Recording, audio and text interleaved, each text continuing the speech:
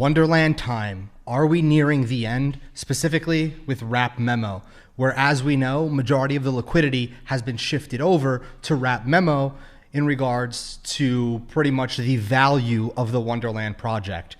Now, there's a lot happening here that I want to dissect because this is breaking stuff. This is just happening right now, and I'm going to try to make this video very short so I can get to the good stuff and let you know my take and what I see happening.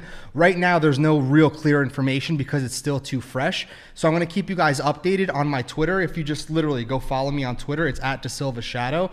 I'm going to keep you updated with everything that I know. And again, Daniele Sesta follows me, and we're supposed to have an interview. I guess time got in the no pun intended, but I guess maybe time got in the way and he never followed up with me. But again, I'm just going to hammer him again and hopefully I can get some answers. So I'm going to be posting all of that on my Twitter once I know more and even create video updates. And by the way, for those of you that are interested in the giveaway, I'm currently doing a $5,000 giveaway in the wMEMO Discord. It's through Gleam. And again, it randomly picks 5 winners. And I just put this out a few minutes ago and there's over 1,000 entries already. So just join the wMEMO Discord and participate in there if you want 5K for free, or 1K, I guess, and 5 different people. So again, all that out of the way, let's dive into what's going on here.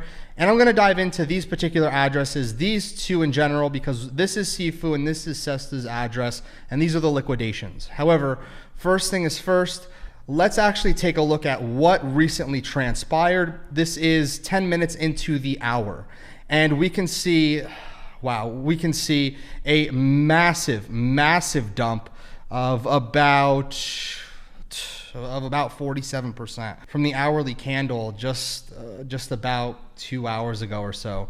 So this is extremely crushing, not just for me, but other participants in the time ecosystem as well, which is such a bad timing of all of this happening, because let's face it, guys, right?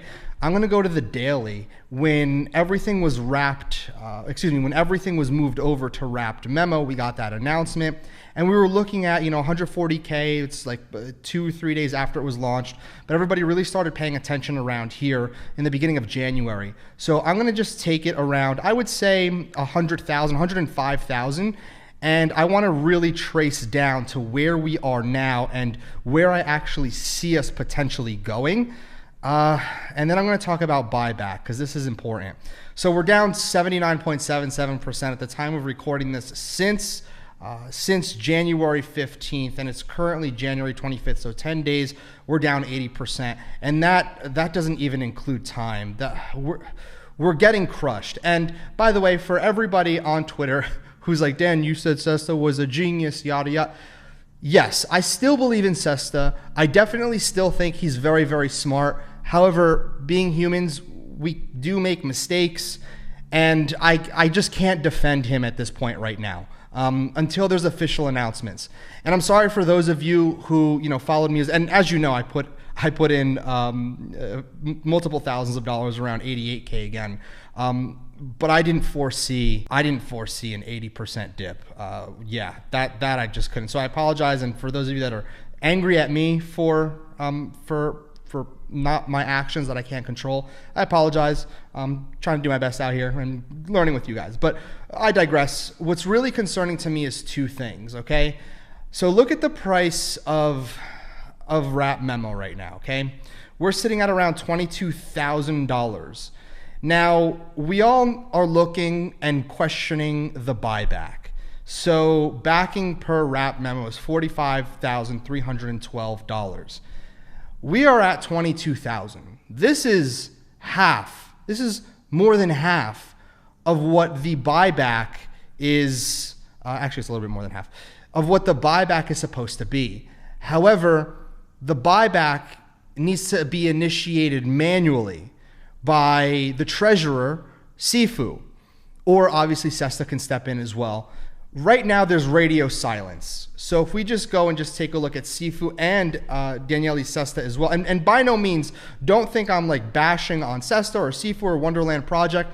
There's a lot of intricacies that go into new uncharted projects, new uncharted territory that, quite frankly, is really hard to predict.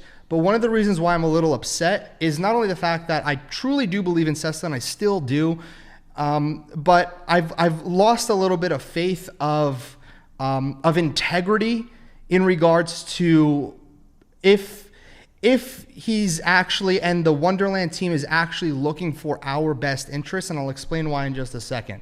So as of right now, the latest thing, 6 hours ago, we're all going to make it or nothing, and you know, a retweet from DeFi Dividends for Spell. There's no news, and Sifu as well is completely, and Sifu also is definitely radio silent. Now there's also another huge problem, is that inside of Wonderland, when I joined the Discord to really try to engage from a few videos ago, I think this might be my 4th day in, there's like this little wall that I have to wait for because I'm not really into the craziness of the Discord discussion. Rather, I would pop in to read the announcements. But as of recently, I wanted to be part of the discussion and see the community consensus. And unfortunately, I just can't be granted access to all the channels to really see what's going on with longer term holders, which really does suck. There's just a lot of FUD and a lot of negativity in the new members chat that I, quite frankly, I just kind of went away from this, and I was like, I'm good for today. So again, I wish I can give you more in regards to what other holders are thinking, but I really can't right now. Sesta's silent, Sifu's silent, and we need to really see the facts here that the buyback needs to be manual, and hopefully it happens. However, let's be transparent here. This is Sifu's address, his wallet address. So if we go to Etherscan really quickly and we just type in this address right over here, we can see from sifu.eth, so Sifu's address, okay? So listen, today's the 25th. We can see the liquidations. If we go and take a look at the block explorer as well, the liquidations have been pretty hefty here. So let me just open up all these liquidations so we can get a rough idea. So right over here, we're at 20,062. So now we're at 82,000, 90,000. I've lost count, probably close to 200,000 and a million. So, okay, given we're at well over 1.2 million in liquidation, that's definitely going to affect the price. Now, where things really get me worried is this wallet. Whose wallet is this exactly? So this address, just so you know, it's all over Twitter as well. It belongs to Daniele Sesta. And again, this is highly concerning to me. And I really want to explain it. And it really weighs on me because I just don't know the thought process here, because this isn't just magic money. Sure, we can use the excuse that it's magic internet money, but this is people's money. Like, we work for our money to invest it into something that potentially has a lot of upside with leaders that we think are going to take care of us, and end up just kind of, I don't know, I don't want to say doing shady stuff, but what seems to be on the surface a little shady and a little questionable. However, let's just take a look at liquidations on Abracadabra in regards to borrowing against wMEMO from Daniele Sesta. This is what you have to keep in mind. This is all in one day. And we're not talking 1 million, 2 million, 3 million. There was a tweet that I read where the liquidation amount was actually close to or over $15 million. So there's no possible way for me to defend these actions for being this over leveraged, knowing the possibility, especially with a market correction, an overall market correction that's happening. There's no possible excuse that can be used. And the other thing is that if he really wanted to prevent liquidation, I don't know the intricacies of what his other tokens are tied up into, but we can take a look at DBank, right, which is Sesta's tracking, his portfolio, which tracks his movements, right? So we can see there's about $11 million in assets across all different chains. So could there have been a possibility for an extra 11 million to be used to prevent liquidation, this massive liquidation? Possibly, but again, I don't know the intricacies because I didn't look through all of the on-chain data through DBank of what he's doing with his tokens and what their purposes are. For example, if he's staking them and whatnot.